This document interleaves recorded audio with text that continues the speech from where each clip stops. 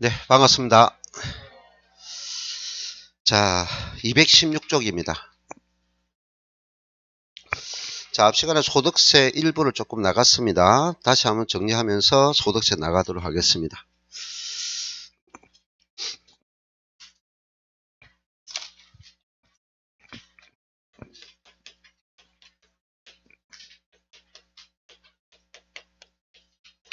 자, 이 소득세는 우리가 세법에서 6문제가 출제되는 부분이에요. 상당히 비중을 가지고 있고요. 지방세와 다르게 국세 파트는 공제 제도가 있어요. 공제.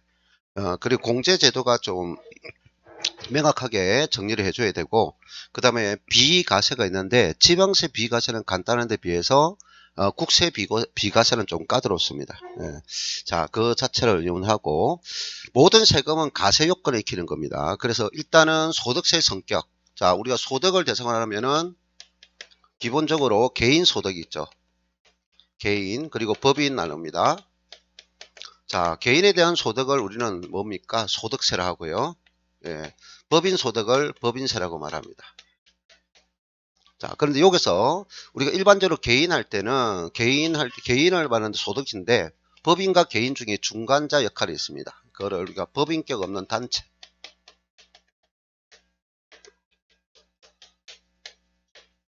자, 이 법인격 없는 단체는 사단법인, 재단법인, 동창회, 향유회 이런 게 됩니다. 그것을 법인도 될 수 있고 개인도 될 수 있습니다. 그래서 앞에 전제가 법인으로 보지 않는 하면 그걸 무조건 개인으로 봐야 되고, 그 다음 이렇게 놓으면 법인도 될 수 있고 개인도 될 수 있다. 그럼 법인으로 보는 하면 그거는 법인으로 보는 겁니다. 자, 이렇게. 그러니까 일단 소득세의 중심은 누구한테 있습니까? 개인이다. 요걸만 입력하면 되죠. 자, 개인. 자, 우리가 그럼 소득세 위주로 보는데 소득세의 과세 방식을 보니까 첫 번째는 소득 원천설이라고 있습니다. 자, 낱말 뜻을 몰라도 무조건 이렇게 계속 반복하세요. 소득 원천설을 원칙으로 두고 있다 하는 겁니다. 그리고 일부 순자산 증가설이 있습니다 라는 겁니다. 두 번째. 자, 두 번째는 소득세는 반드시 한 사람 기준입니다. 한 사람. 부부가 맞벌이를 한다고 해서 부부 재산을 소득을 합산하지 않습니다. 1인. 그래서 개인 단위 과세입니다. 단위 과세. 자, 이거를 다르게 하면 1소득자 과세 원칙, 개인 단위 과세 원칙. 자, 원칙이 있다는 것은 예외도 있다는 건데 예외적인 문제는 크게 신경 안 써도 돼요. 그래서 소득 원천설, 개인 단위 과세 원칙. 자, 그러면 소득세는 기본 내용이 합산과세를 원칙합니다. 소득세는 합산과세를 원칙으로 한다 하는 것을 명심하세요. 자, 합산과세. 이 합산의 개념을 잘 이해하면은 나중에 우리가 투자라든지 중개업을 할 때 많이 도움이 됩니다. 자, 네 번째는 요 소득세는 우리가 세법은 공법의 일종이라 항상 강조하죠, 그죠? 예, 법률상에 열거하고 있는 소득만 과세합니다. 그 내에게 개인에게 소득이 있더라도 법률상 열거되지 않은 소득이 있다면 과세를 하지 않는다 하는 겁니다. 그 열거주의. 열거주의. 자, 그럼 요 열거된 소득이 몇 가지 종류가 있는데 8가지 종류가 있어요. 8가지 종류가 있다. 자, 그 다음 여기서 합산과세를 했는데요. 별도로 떼가지고 합산과세하는 종류가 방금 몇 가지 있느냐? 8가지 있어요. 합산과세가. 근데 모든 소득을 다 합산하지 않고요. 열거된 소득을 나눠보니까 이자소득이 있어요.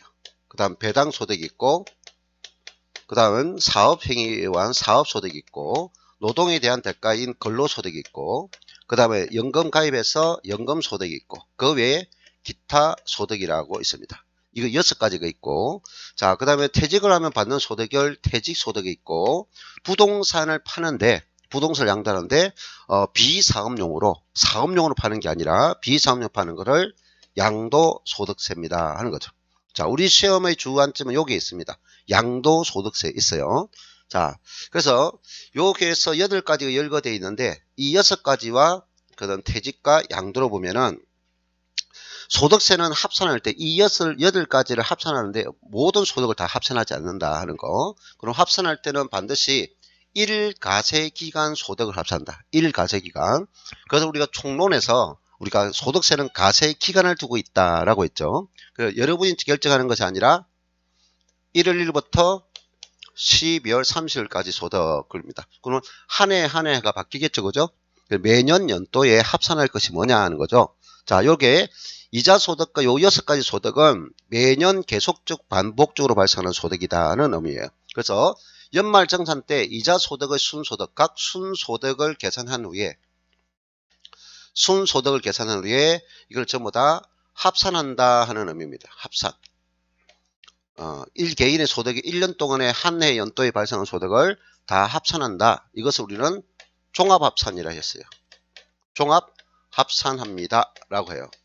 자, 종합 대상에서 합산해야 되는데 이자 소득이나 배당 소득이나 그 다음에 사업 소득의 임대 소득에서 일부 예외로 되는 게 있어요. 그런 것을 너는 합산하지 말고 별도로 따로 가세하라. 분리가세 이렇게 있어. 분리가세도 있다. 자, 그러면 분리가세 있고, 자, 퇴직소득과 양도소득은 여기는 매년 계속적으로 발생하는 데 반해서 우리가 퇴직이다 양도다 자주 발생하지 않죠. 그리고 일시적 우발적 소득이다 하는 거죠. 그러면 같은 연도에 한 소득이 있더라도 요거는 계속 반복적이지 않고 일시적 우발적이기 때문에 다른 소득과는 합산하지 마세요 하는 거. 다른 소득과는 합산하지 마세요 하는 겁니다. 그래서 따로따로 한다 해서 이걸 분류가세입니다. 분류가세. 분리와 분류. 참 조수말이 참 힘들죠. 근데 따져보면 아주 틀리죠. 분류는 성격이 다르다는 거고, 분리는 같은 무리에서 왕따 당하는 거죠. 따져보면. 됐나요? 예, 콩을 수확해가지고 그게 뭡니까? 벌레 먹은 거 그런 거는 뭐 분리되는 거죠. 같은 무리 속에서 따는 것은 분리고 서로 다른 무리야. 성격이 달라. 이런 의미에서 분류가세합니다 하는 거죠. 자, 그러면 이 소득과 이 소득은 합산하지 않는다 했어요. 이 소득과 이 소득은 합산하지 않는다 했어요. 자, 그러면 양도소득이 있는데, 자, 우리가 양도소득이 있는 양도소득세가 있어요. 그럼 양도소득은 합산해야 되지만 또 양도소득도 모든 것을 다 합산하지 않아요. 우리가 양도소득세는 무엇을 양도해서 소득이 발생하느냐 볼 때 부동산을 양도해서 발생하는 소득이 있어요. 부동산. 그 다음 여러분 민법상에 용익물건이 있을 거예요. 용익물건. 그러면 용익물건도 부동산에 대한 사용이죠. 부동산의 사용이 부동산에 관계된 소득이다 라고 말합니다. 그 여기는 우리가 무엇일까요? 지상권이 있고 그 다음에 전세권이 있고 그 다음에 임차권이라고 있어요. 임차권. 그래서 여기에 지역권은 양도할 수 없죠. 그럼 민법에서도 비었을 거예요. 그래서 지상권, 전세권, 임차권 이런 용의물건이 있고요. 그 다음에 부동산에 대해서 현재 내가 가진 것은 아니에요. 앞으로 이거를 가지고 있으면 내가 부동산을 취득할 수 있어. 근데 부동산 취득하기 전에 다른 사람이 팔아서 이윤을 남긴다. 그럼 그것도 부동산과 관련된 소득이죠. 여러분이 대표적으로 아는 것이 뭐가 있습니까? 예, 분양권이죠. 분양권. 전매죠. 전매하는 거죠. 그리고 대신 이와 비슷한 것이 뭐죠? 조합은 입주권 있죠. 이렇게 등 있습니다. 대표적으로 여러 가지가 있지만 분양권, 조합은 입주권. 자, 느낌 받았나요? 그래서 이것들이 여러분 일상생활에 많이 하는 거죠. 뭐와 관계됐어요? 직접적인 부동산이 있고 부동산과 관련했고 부동산 관련했다 이 말이죠. 그리고 부동산 관련 소득이다 하는 겁니다. 자, 그 다음 우리가 사회생활을 보면 그 부동산과 관련해서 각종 이용권이나 회원권이나 그런 게 있어요. 영업권이나. 그래서 그거를 기타 자산이다 하는 거죠. 기타 부동산 관련 소득이다 이렇게 말해집니다. 기타 부동산 관련 소득이다. 자, 여기서는 또다시 뭐가 나눠졌냐? 부동산과 관련한 영업권이라는 거 있습니다. 나중에 영업권 있어요. 부동산과 관련된 이용권이나 회원권이나 거기에 대한 주식, 지분이 있어요. 지분. 자, 요 두 가지 직접 부동산이고 법인인데 이 법인이 부동산을 좀 많이 가졌어요. 많이 가져가지고 그 부동산에 대해서 이윤을 남긴다. 주식을 팔아가지고. 그래서 법인에 대해서 있습니다. 법인에 대해서 두 가지가 형태가 있다 하는 거죠. 그래서 요까지를 우리가 부동산과 관련된 소득이다 하는 겁니다. 자, 그 다음 요즘에 오늘 보니까 우리나라가 지금 뭡니까? 예, 미국의 차 중에 주식 투자 가장 많이 한 데가 어딜까요? 예, 테슬라. 그래서 요즘 테슬라가 경쟁업 GM이라든지 우리 현대차도 있고 해가지고 많이 빠져버렸어 지금. 그래서 약 2조 원 정도가 우리나라가 투자했다죠. 근데 오늘 많이 빠져버렸어 주식이.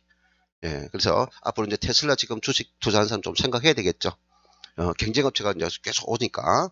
예, 그래서 우리가 주식을 구입해서 주식을 판다 하면은 그게 이윤행이겠죠. 주식 양도에 대한 소득이다. 그럼 이거는 주식을 팔아서 남긴 소득이고, 이거는 부동산과 관련된 소득이고, 느낌 받았어요?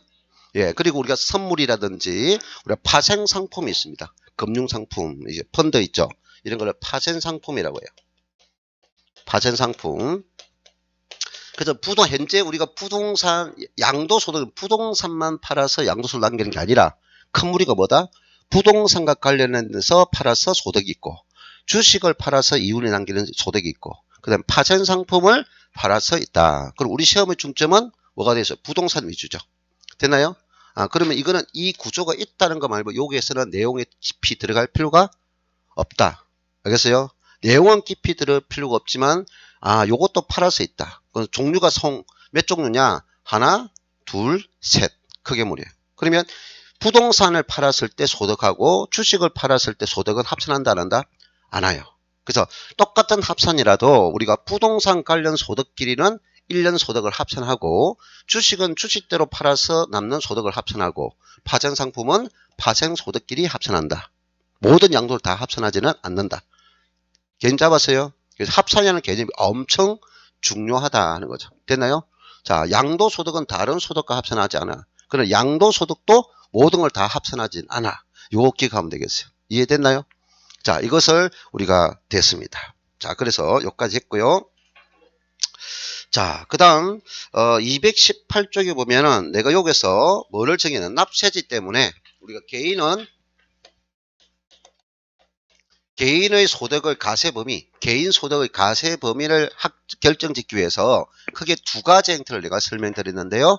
하나는 거주자 개념이 있고, 하나는 비거주자 개념이 있다라고 했습니다. 자, 개인이 소득질 때 소득자는 뭐다? 개인, 거주자, 비거주자를 구분한다. 자, 모든 법을 적용할 때 세법뿐이 아니라 개인에 대해서 어떤 법을 적용할 때는 항상 거주자냐 비거주자냐 라고 따집니다. 다시 말합니다. 세법뿐이 아니라 했어요. 개인의 법을 적용할 때는 너가 거주자냐 비거주자냐 이렇게 따집니다. 그럼 거주자와 비거주의 구분하는 기준이 뭘까 하는 거죠.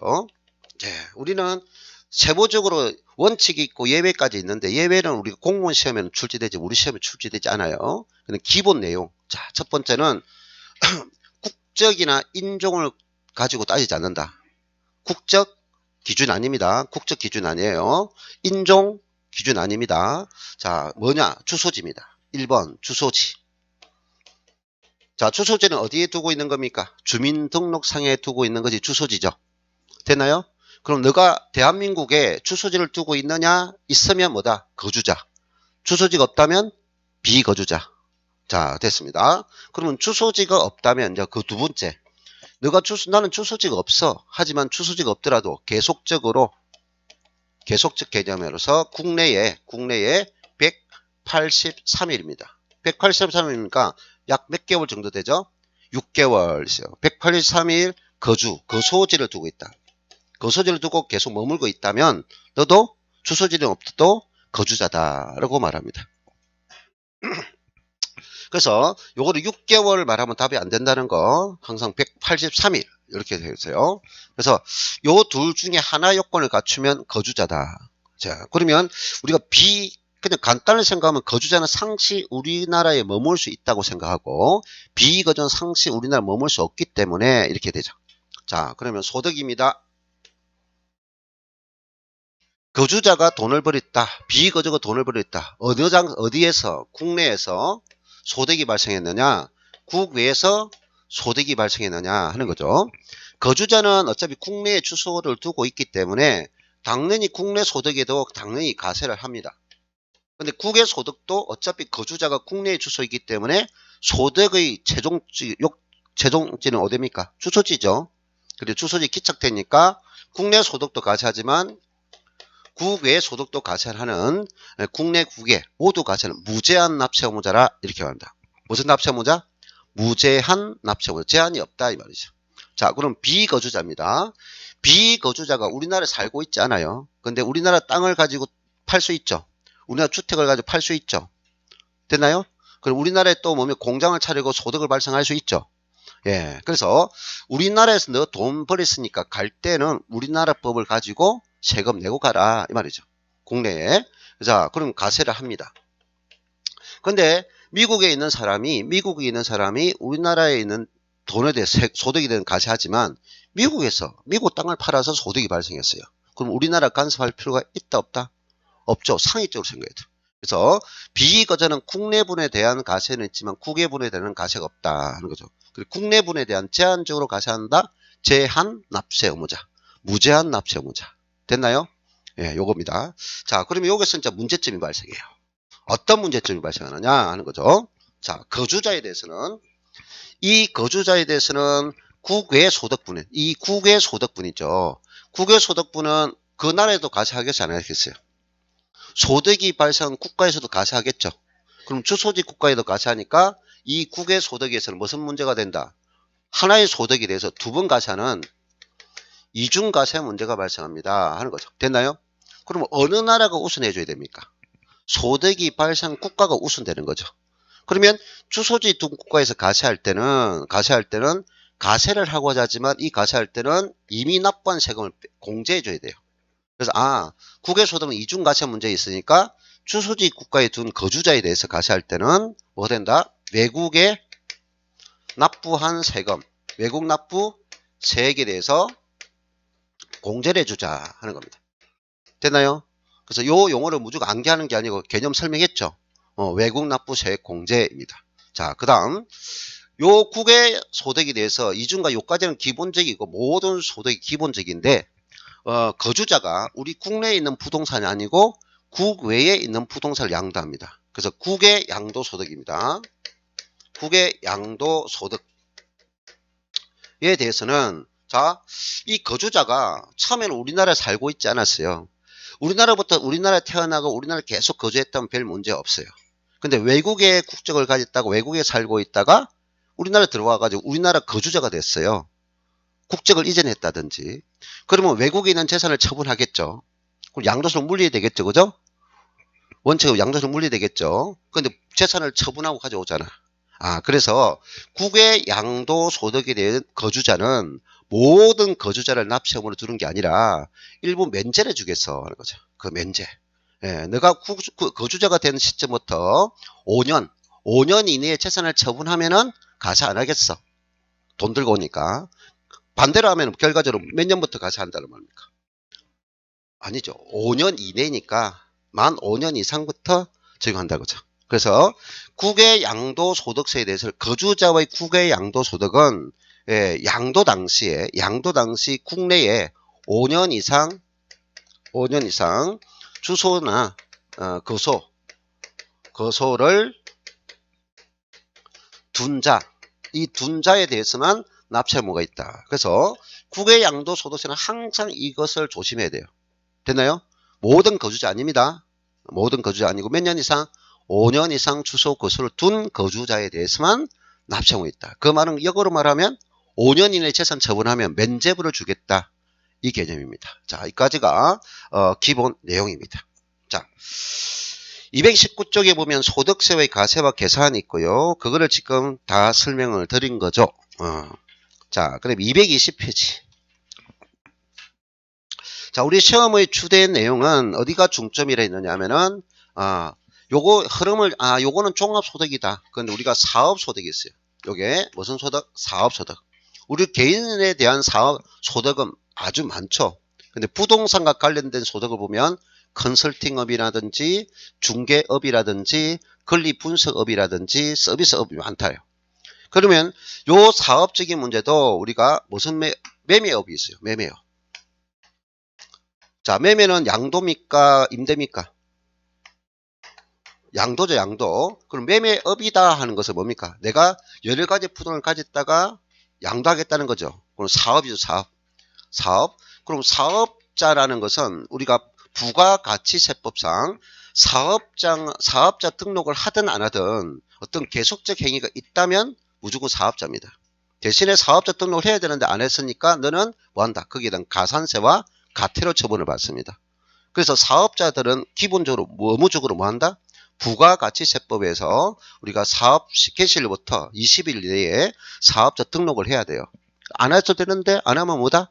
가산세와 과태료가 처분이 된다 하는 거죠. 됐나요? 뭐 그거 당화되면 안 해도 돼요.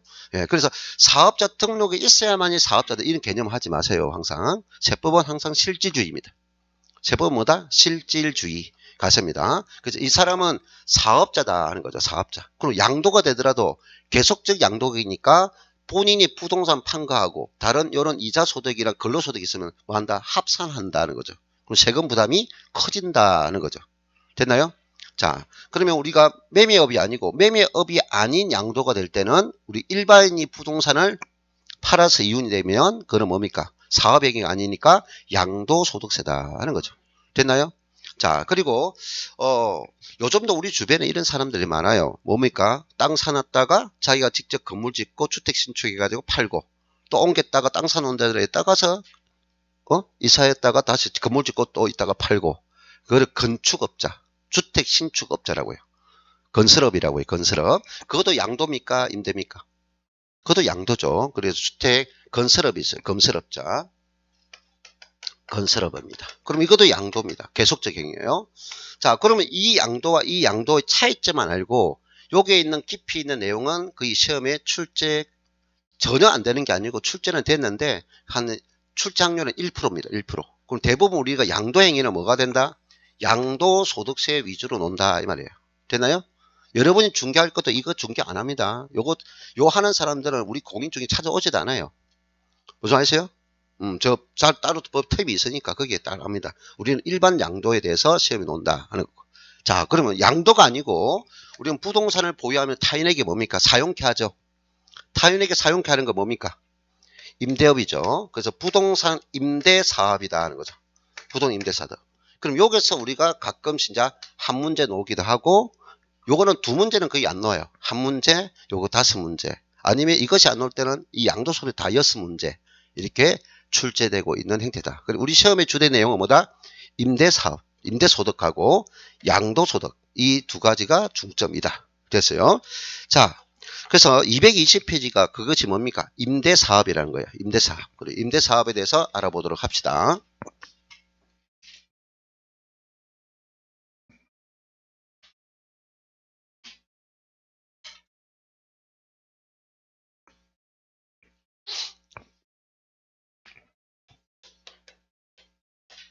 자, 거기 보면은 우리가 임대사업이 무슨 임대사업이냐? 부동산 임대사업 소득입니다. 사업. 그럼 부동산 임대사업은 어디 속에 속한다? 사업소득 속에 속하고 그럼 사업소득세니까 다른 소득과 다 합쳐는 종합소득세물이다. 이렇게 말해요. 부동산 임대사업은 무슨 소득? 사업소득이고 일거되어 있는 사업소득이 일종이고 그럼 사업소득이니까 다른 소득과 합산하는 아까 6가지 소득과 합산하는 종합소득세다. 이렇게 말합니다.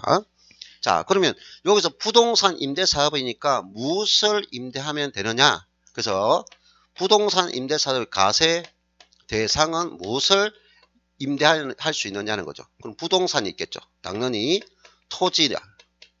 자, 그 다음에 건물을 임대하겠죠. 토지 건물을. 자, 임대는 소유권 넘기는 것이 아니죠. 그럼 소유권 넘기는 거 아니니까 내가 미등기 건물도 있을 수 있죠. 그래서 등기, 미등기, 허가, 무허가 관계없다. 일단 임대를 해서 대가를 받았다면 되나요?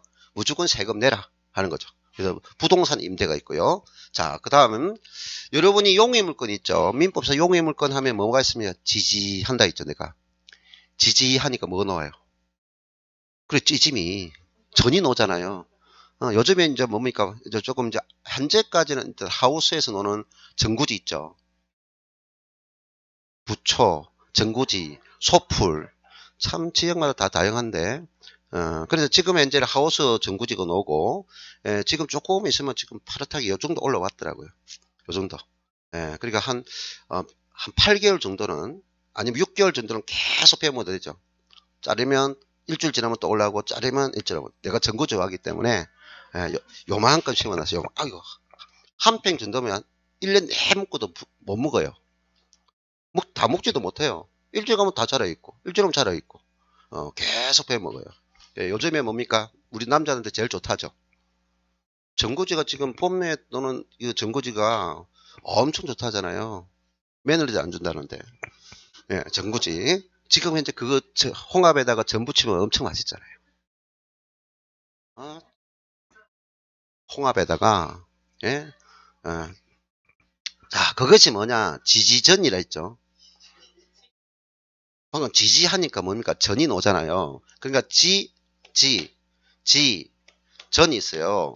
요게 뭐냐? 지역권은 양도할 수가 있다, 없다? 양도할 수 없어요. 그런데 임대는 하다? 임대는 가능해요. 그래서 지역권이 있어요. 지역권. 되나요? 지상권이 있어요. 전세권이 있어요. 이게 원래 용의물권이잖아요. 되나요? 자, 그리고 여러분 계약법에 임대차 계약하죠. 그죠? 임대차. 그리고 임대차는 우리가 임차권. 임차권은 원래 물건이 아니다. 이 말이에요. 물건이 아닌데, 이 말이에요. 그것도 등기하면은 물건이 될 수 있죠. 그리고 임차권도 임대 가능해요. 자, 그래서 임차권이 있어요. 임차권. 그래서 우리가 임대할 수 있는 기본 내용이 뭐냐? 뭐입니까? 부동산. 그러면 지역권, 지상권, 전세권. 되나요? 임차권. 등기등록 따진다, 안 따진다? 등기등록 관계 없다는 겁니다.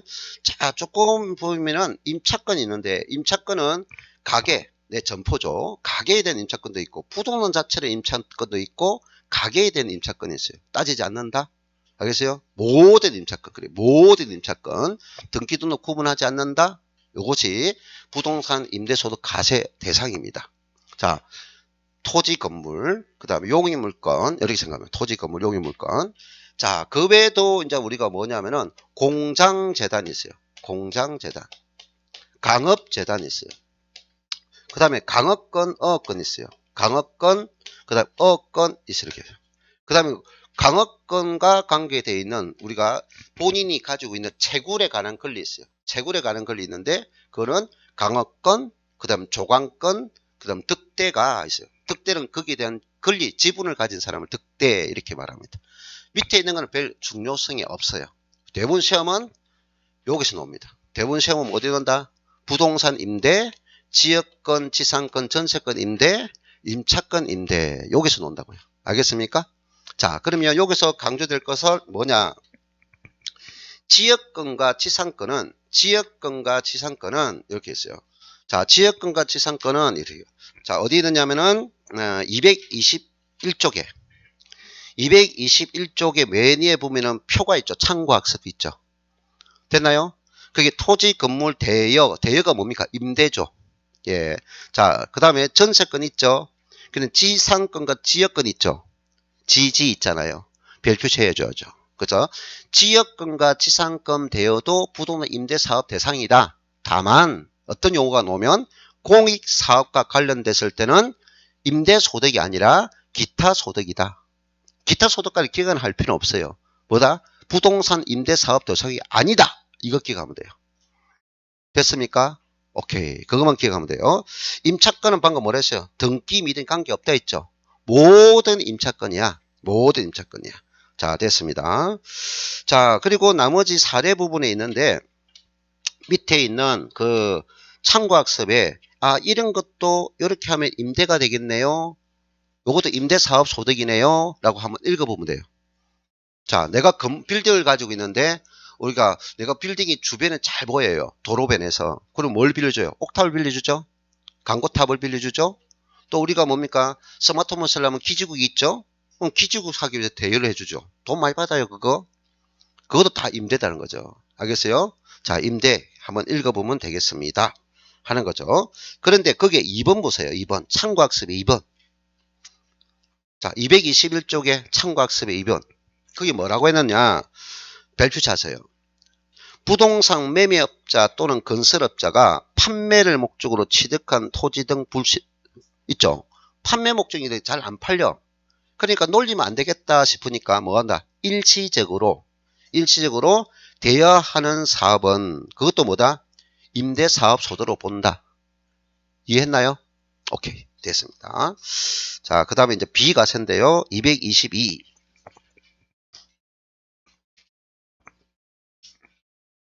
자, 대상은 이렇게 구분하면 되고요. 220쪽에 이제 부동산을 임대했더니 요거는 이제 여기서 끝나요. 요거는 여기 끝났는데 우리 중점은 여기서 다 있습니다. 예. 부동산을 임대했는데 뭐 한다? 임대사업소득을 뭐 하겠다? 비과세하겠다. 무슨 뜻이에요? 과세 안 하겠다는 뜻이죠. 그러니까 내가 토지 건물이 있는데 토지를 임대했는데 농지를 임대했어요. 농지. 예. 작물 재배로 이용하는 땅으로 이용했다면 비과세입니다. 됐나요?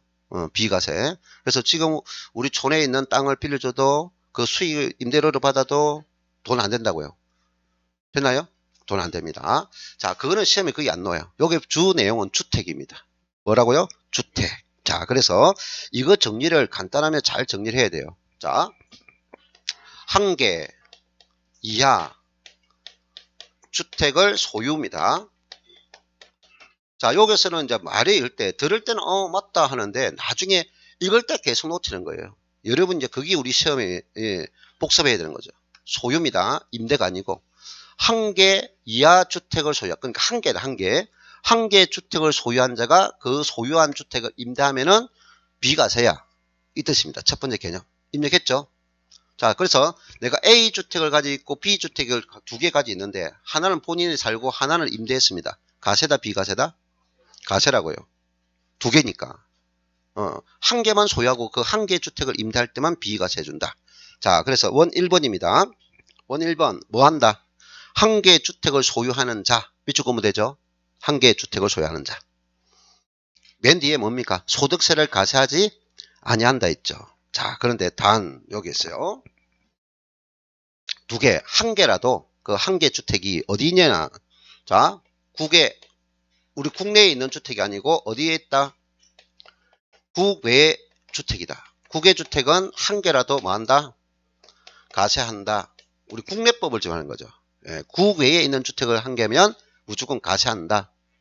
이해됐나요? 예, 국외입니다. 국외. 자, 그리고 그 한 개 이하 주택이 고가주택이라면, 자, 뭐라고요? 고가주택이면 전부 과세한다. 임대소득 전부를 과세한다.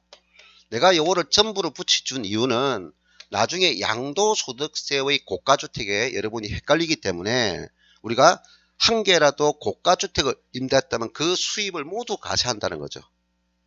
알겠습니까? 예, 전부 과세한다. 요게. 그래서 보세요. 두 번째 줄에 있죠. 주택과 있어요.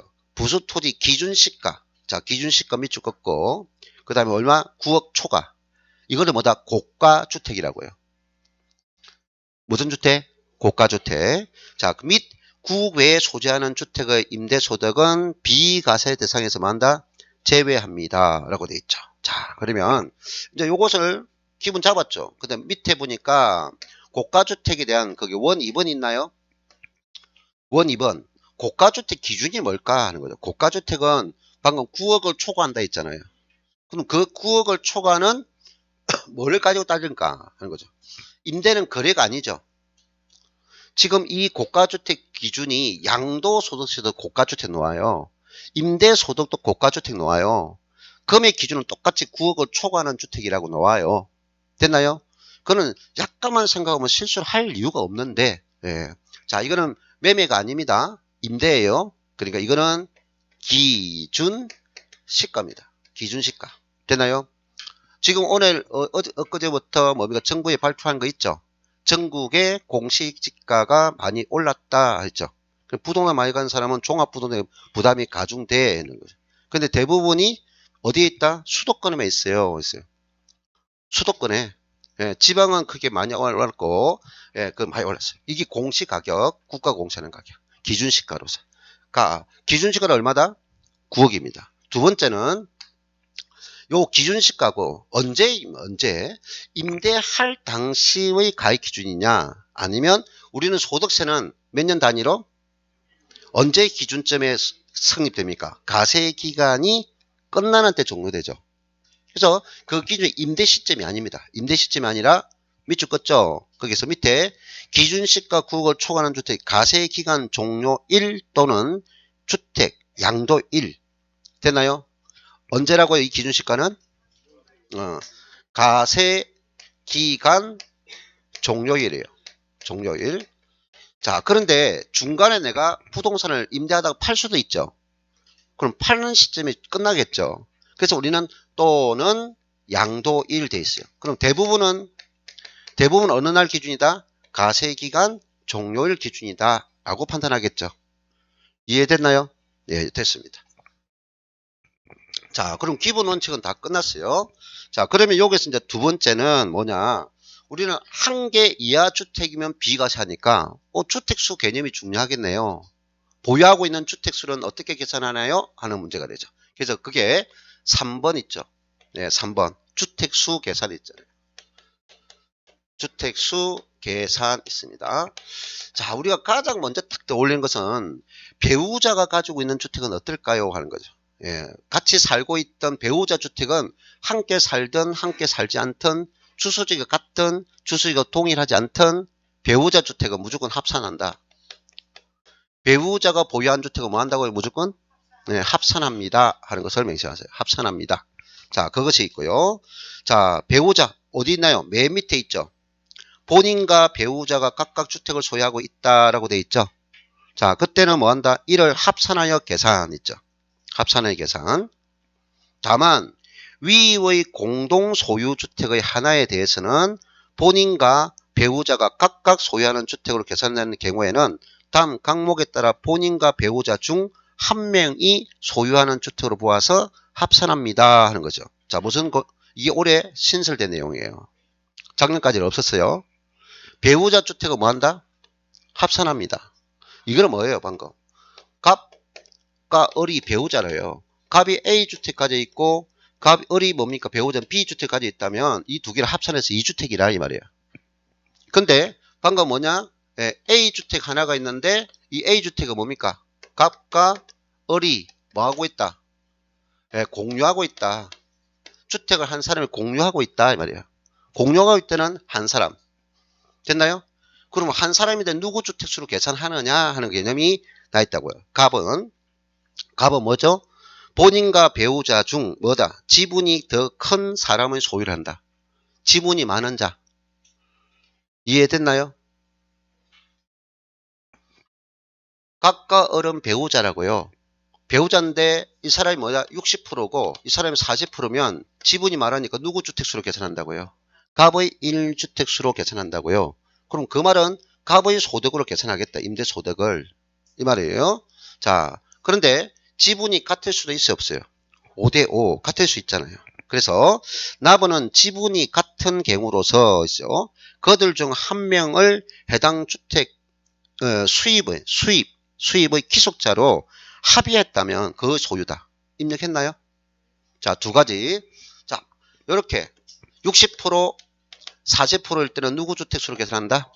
지분이 가장 많은 자입니다. 그럼 B주택이 있어요. 이 B주택을 갑과 을이 50% 지분이에요.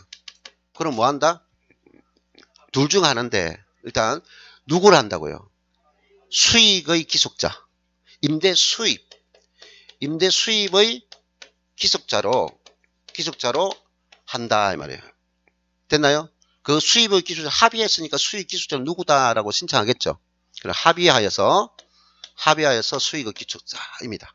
자, 이것이 작년까지는 이것밖에 안 했는데 올해 넘어오면서 이것이 하나, 두 개 신설되었다 하는 겁니다. 됐나요? 자, 두 번째 갑니다. 자, 우리가 다가구 주택이 있어요. 무슨 주택이 있다? 다가구 주택.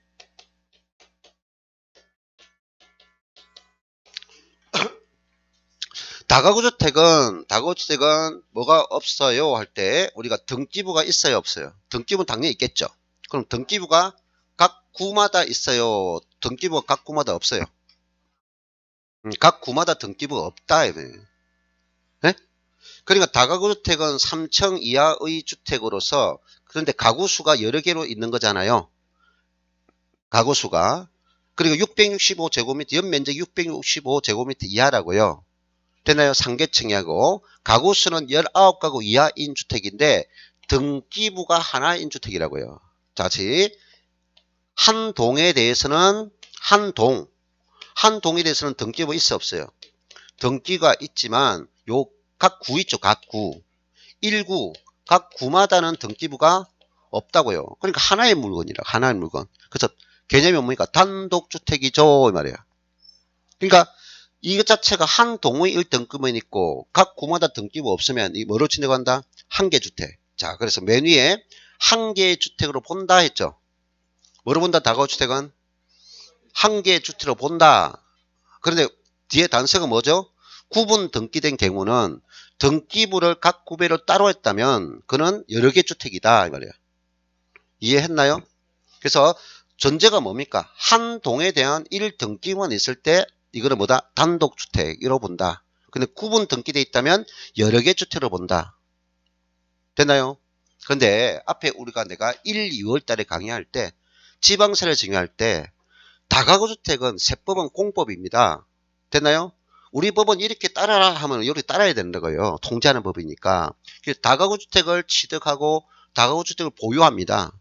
물론 한 동 1등기보다 구분 등기가 안 돼 있어도 지방세는 무조건 뭐라 봐라. 각 1구를 1주택 봐라 이 말이야. 다시 세법은 분명히 공법이라고 해서 공법. 법을 따르세요 하는 거야. 우리가 정해준 대로 따르세요. 여러분 생각하면 안 돼. 알겠어요? 그럼 다가구주택은 원래 뭐가 됐다고요? 한 동 1등기부 있고 각 구마다 구분 등기가 안 돼 있단 말이야. 근데 이 다가구를 취득했을 때 보유했을 때 어떻게 적어하라고요? 주택을 1구를 1주택으로 봐라고 말이야. 여러 개 주택으로 취급하라고요. 공동주택을 취급하라고요. 알겠나요? 분명히 말했습니다. 이거 내가 짜증 엄청 낸다고 했어요. 시험이 엄청 나오는데 지방세를 적용할 때는 다가구주택은 구분 등기가 되어 있지 않더라도 어떻게? 각 1구를 1주택으로 보세요라고 규정해놨고 국세에 넘으면 일단 뭐로 봐라? 단독주택으로 보되 이랬잖아요. 보지만 만약에 구분 등기되면 각각으로 봐라. 됐나요? 명심하세요. 자, 그 다음 갑니다. 공동소유주택 있어요. 자, 이것은 작년에 우리가 일부 개정됐는데요.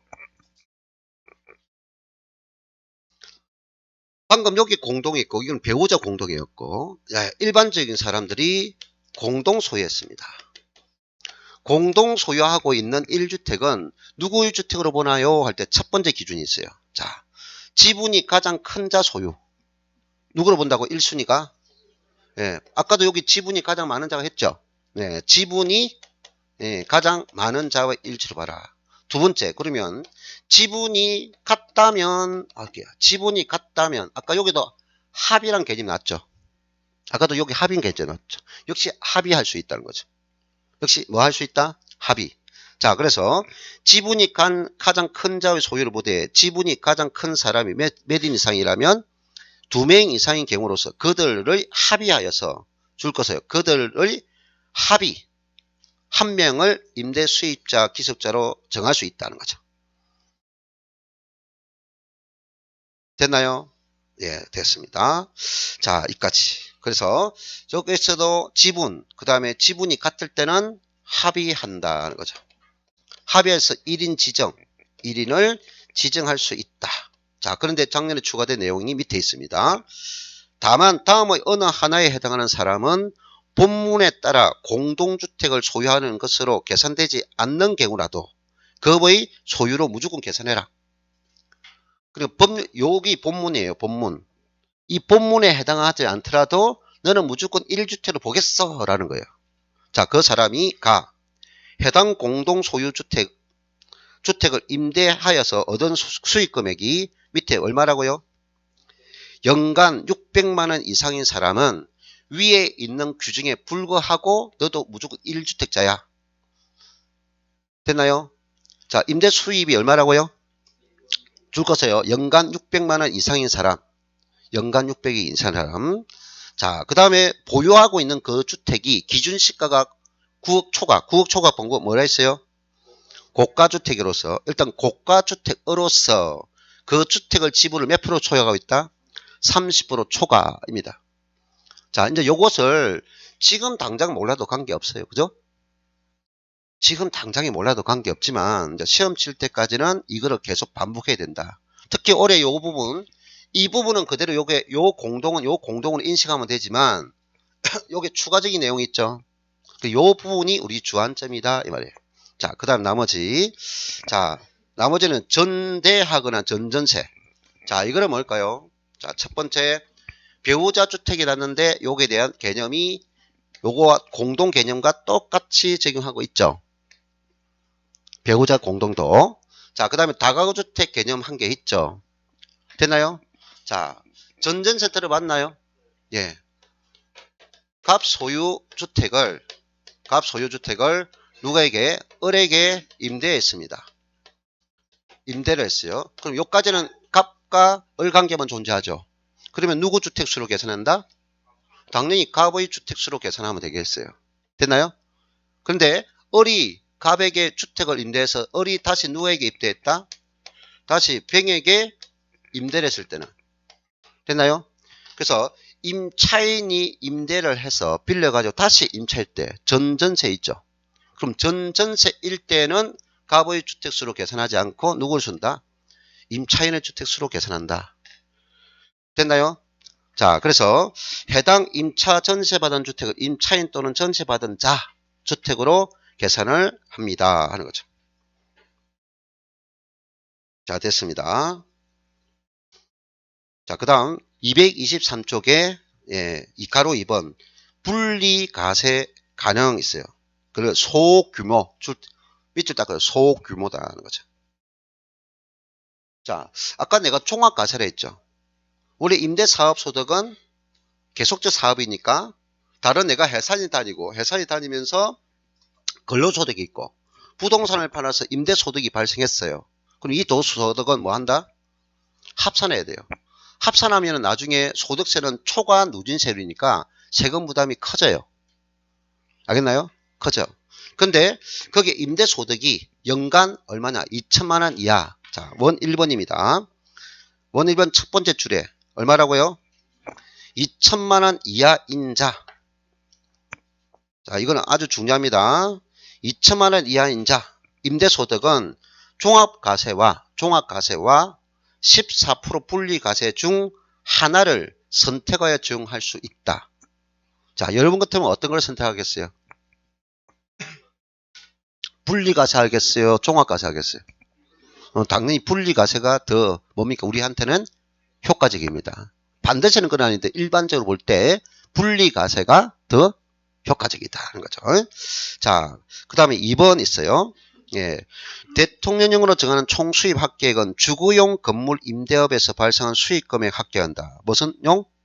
예, 주거용 건물 임대업입니다. 자, 그 다음 이 경우에 있어요. 사업자가 소득세법에 따라 공동사업자 줄 거세요. 공동사업자의 경우는 아까 소득세는 뭐 한다고 했어요? 개인 단위라 했어요. 소득세는 몇인 소득? 한 사람의 소득을 가지고 계산한다고요. 자, 그러면 공동사업이면 두 사람 소득 이상 소득이잖아요.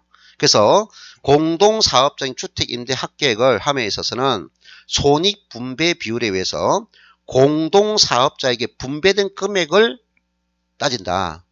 됐나요?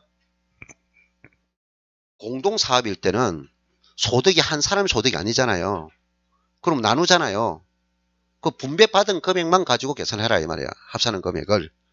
방금 2천만 원 이하일 때는 분리과세 하는데 2천만 원 금액이 낮잖아요. 그럼 2천만 원 금액이 공동사업에 의해서 발생했다면 그건 뭐냐? 자기 손익분배로 비율로 나누라 이 말이야. 그리고 자기가 받은 소득만 가지고 계산해라. 그거는 기본이 뭡니까? 소득세는 개인 단위 과세라고요. 다른 사람 소득을 합산하지 않는다고요. 그건 왜 났습니까? 2천만 원 이하인 것은 뭐 할 수도 있고 종합과세 할 수 있고 분리과세를 선택할 수 있다 때문에 난 거예요. 자, 됐어요. 그 다음 3번 주택과 주택부수 토지 정의를 넘어가도 되겠습니다. 그 밑에 223쪽 맨 밑에 원 2번 있죠. 원, 2번 있나요? 거기 별표시 하나 해주면 되겠습니다. 예. 우리가 주택의 부수토지는 방금 주택의 부수되면 건물이 주택이다. 임대했어요. 그럼 한 개 주택이다. 비과세하겠죠. 근데 그 주택은 항상 우리 법에서는 주택은 뭐와? 건물과 토지를 함께 공시하고 함께 적용한다는 거죠. 다시 주택은 항상 뭐다? 건물과 토지를 함께 적용한다. 우리가 공시할 때도 반드시 뭐 개별주택 가격, 표준주택 가격, 공동주택 가격 이럴 때는 항상 건물 가격을 말하는 게 아니라 주택은 항상 뭐다? 토지와 건물을 함께 공시한다. 앞에 지방세 재산세 할 때 또 설명드렸어요. 주택은 항상 뭐다? 토지와 건물을 함께 공시한다. 됐나요? 그러면 내가 이용되고 있는 건물 부분이 있고 주택의 부수 토지가 엄청 넓어요. 그러면 내가 한 필지 토지가 건물이 앉아있는 정착 면적은 100제곱미터인데 100제곱미터인데 토지가 1필지 토지가 건물이 앉아있는 1필 토지가 1000제곱미터야. 그러면 뭡니까? 그거 다 인증해주면 전부 비과세 받겠네? 혜택 다 받겠네요. 그래서 우리는 주택에 이용되는 부수 토지 면적을 어느 범위까지만 인증해 주느냐 하는 거죠. 도시지역 내는 5배. 도시지역 내가 어딘지 알죠? 네. 도시지역 내는 행정구역상 어디 이상이라 있어요? 시 이상 지역. 어느 지역이라고요? 시. 도시 명칭이 뒤에 시 이상 단위로 있는 지역. 그를 도시지역 내입니다. 몇 배? 5배. 그럼 도시지역 밖. 그럼 도시지역 밖은 뒤에 있는 행정명칭이 뭐가 될까요? 군, 업, 면. 됐나요? 우리가 시 안에 뭐 또 업이 있죠. 그럼 그것도 도시지역 밖이라고요. 강력시 안에 구가 있죠. 강력시 안에 구는 당연한데 군이 있죠. 군. 여기는 있습니까? 여기도? 있습니까? 그럼 도시지역 밖이라고요. 됐나요? 그래서 우리가 세법상 행정명칭이 군, 업, 면 단위 지역은 전부 다 뭐다? 도시지역 밖이라 본다고요. 알겠나요? 시 이상 지역은 뭐다? 도시지역 내. 5배, 10배, 5배, 10배입니다. 자, 그 다음 224쪽에 보면 부동산 임대사업 금액 계산 있죠? 이것도 놓을 수는 있어요. 놓을 수는 있는데 이거 하면 되겠어요? 안 되겠어요? 하는 사람 죽는다. 우리는 시험은 100점이 목표가 아니에요. 알겠나요? 확률이 1%. 시험 확률은 그러니까 다 넘어가야 됩니다. 자, 그 다음에 227쪽 가면은 3번 있어요. 부동산 임대 소득의 수입 시기 되어 있나요? 네. 거기에 보면 4번에 결손금과 2월 결손금 받나요? 네, 거기 별표시 해주세요. 자, 이거는 지금 할 것이 아니라 나중에 알겠다 하는 거죠. 문제풀이 과정에서 할 거예요. 자, 그 다음 거기에 조금은 228쪽 있나요? 그 문제 있죠. 문제 있는데 자, 요거 하나만 볼게요.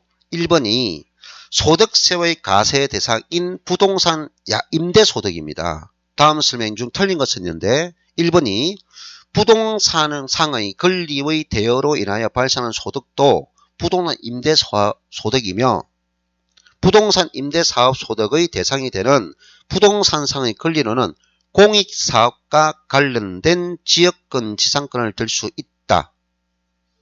틀리죠? 우리가 아까 부동산 임대는 뭡니까? 당연히 토지, 건물과 지역권, 지상권, 전세권과 임차권을 임대하는 것도 임대사업 소득이다. 다만 뭐와 무엇은 지역권과 지상권이 무슨 목적일 때는 공익사업 목적일 때는 뭐다? 임대사업 소득이 아닌 기타 소득이다. 그리고 대상에는 그것만 강조되는 거예요. 자, 나머지 넘어가고 그 다음 3번 보기 볼까요? 방금 3번에 해당 가세 기간에 주거용 건물 임대업에서 발생한 총 수익 금액의 합계액이 얼마일 때 2천만원 이하인 자의 주택 임대 소득은 14% 분리가세와 종합과세를 선택할 수 있다라고 했습니다. 됐나요? 예. 자, 그리고 229쪽에 있는 부동 관련 사업 소득은 우리 시험의 출제 확률이 뭐야? 거의 없다. 알겠어요? 놓더라도 뭡니까? 뭐야? 찍으세요. 네? 찍으세요. 자, 그 다음에 232쪽에 인지세 있죠? 예, 인지세가 최근에 한 번 났어요. 31회 때가 한 번 났다고요. 그것도 하지 마세요. 알겠어요? 참고로 보세요. 자, 그 다음 두 번째 시간에 236쪽에 양도소득세 설명드릴 겁니다.